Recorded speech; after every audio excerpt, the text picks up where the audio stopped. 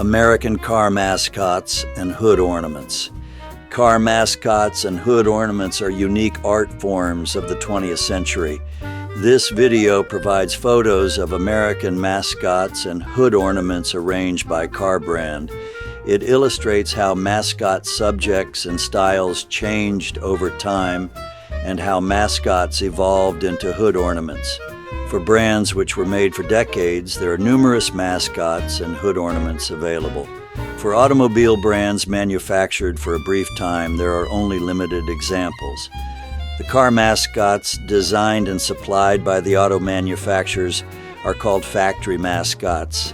Accessory mascots, by contrast, were made by independent foundries and automobile equipment companies and not by the car companies themselves. Accessory mascots could be used on any car.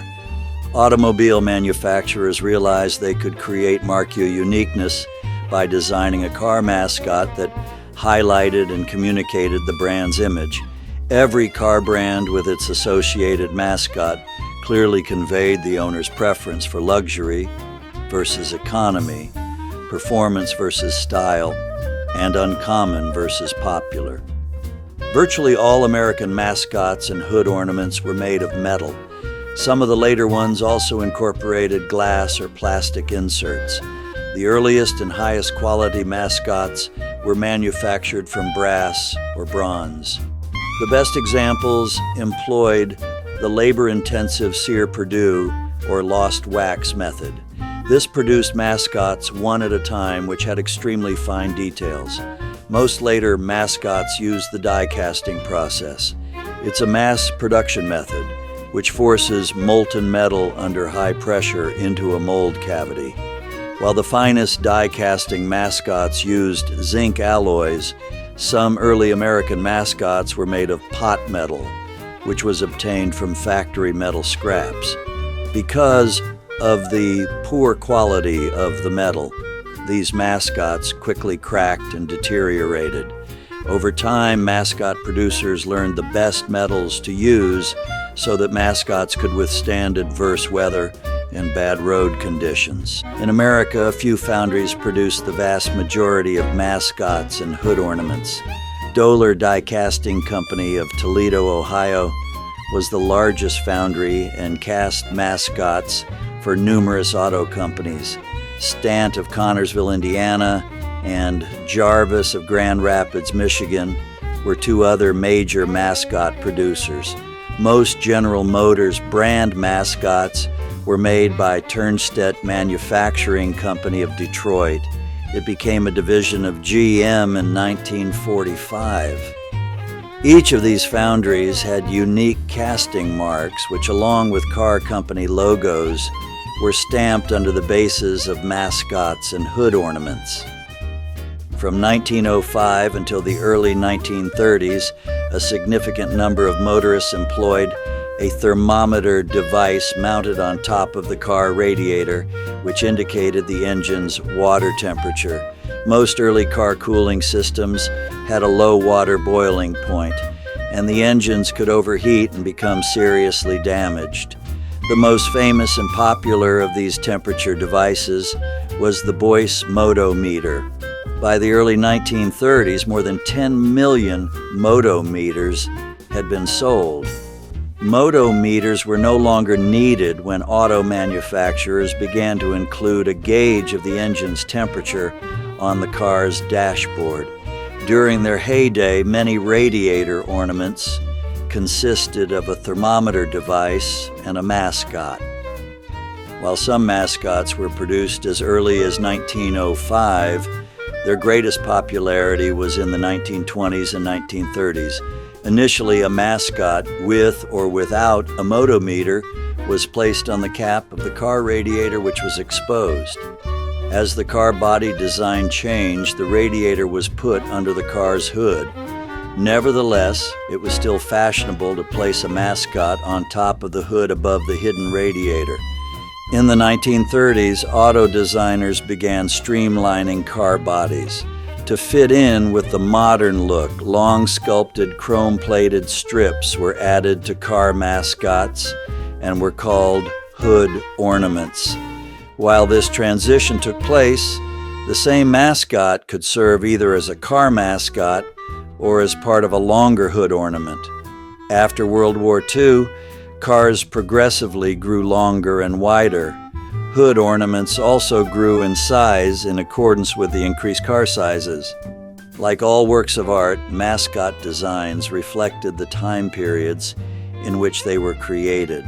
In the 1910s through the early 1920s, mascot figures were realistically depicted.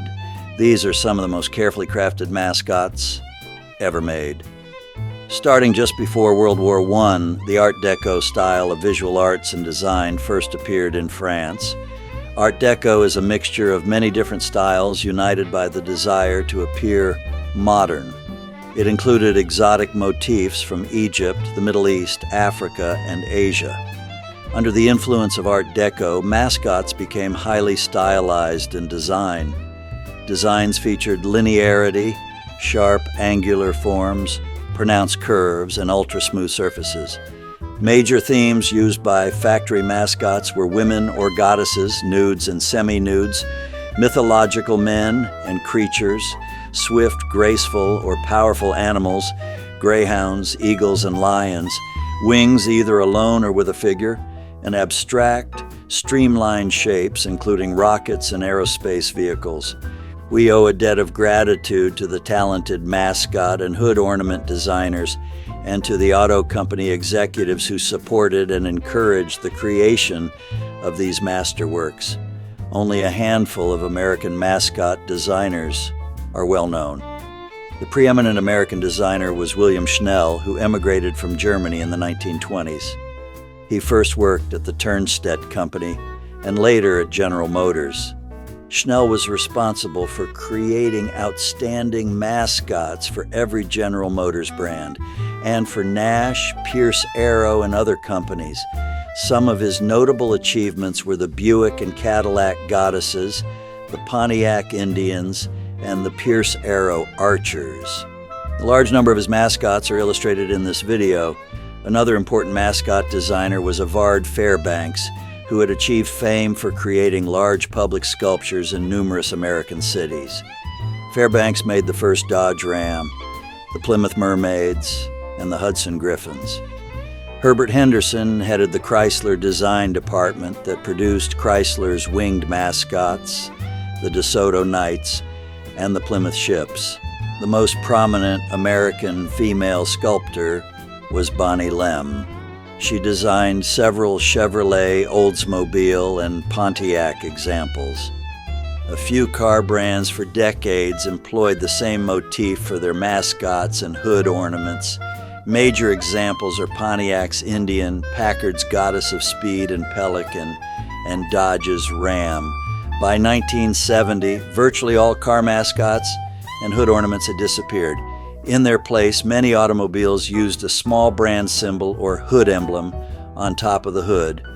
From their inception in the early 1900s until their demise in the 1960s, car mascots and hood ornaments served a major aesthetic and functional purpose. Their termination came when car mascots were perceived as being safety hazards in collisions, as well as when auto designers streamlined the car body styles.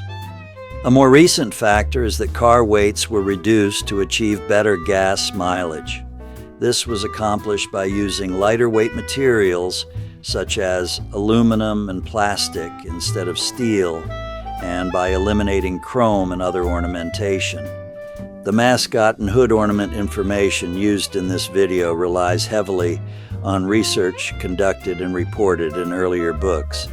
The research into William Williams and his pioneering book, Motoring Mascots of the World, was the most important source. Walt Harris's books provided detailed data on Chrysler, Hudson-Essex, Terraplane, Packard, and Pontiac. Among current mascot writers, Jim Colwill's work is indispensable.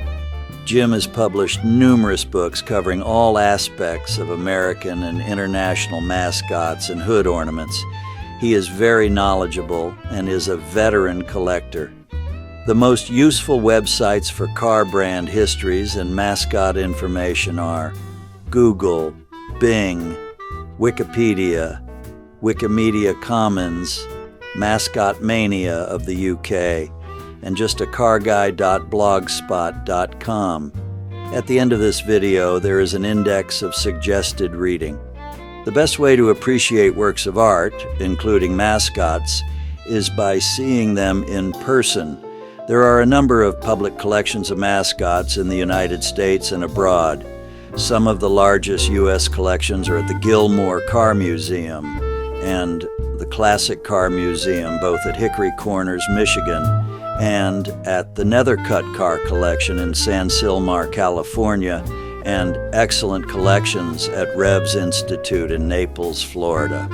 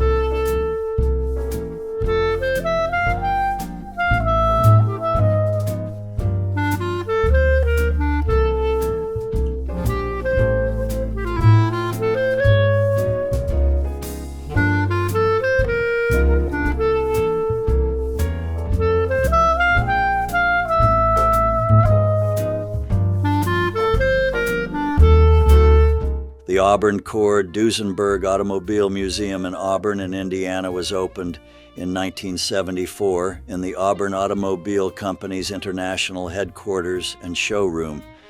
The building was built by E.L. Cord in 1929 and designed in the high Art Deco style by Alvin M. Strauss. It still has its original Art Deco features, including very tall rooms, windows, and pillars, bold geometric pattern floors, lavish ornamentation, and elaborate wall sconces and chandeliers. The museum always has on display 140 vintage, antique, classic, and special interest cars. In addition, beginning in 2022, the museum initiated a series of American Car Mascots and Hood Ornament exhibitions. These mascots are from the collection of Jon Zoler. The rotating exhibitions contain more than 40 different car marks. These include Auburn-Cord-Duesenberg, Cadillac, Packard, Pontiac, and many lesser-known brands. And here are photos of the museum's fantastic Art Deco showroom and the glass cases which display the car mascots and hood ornaments.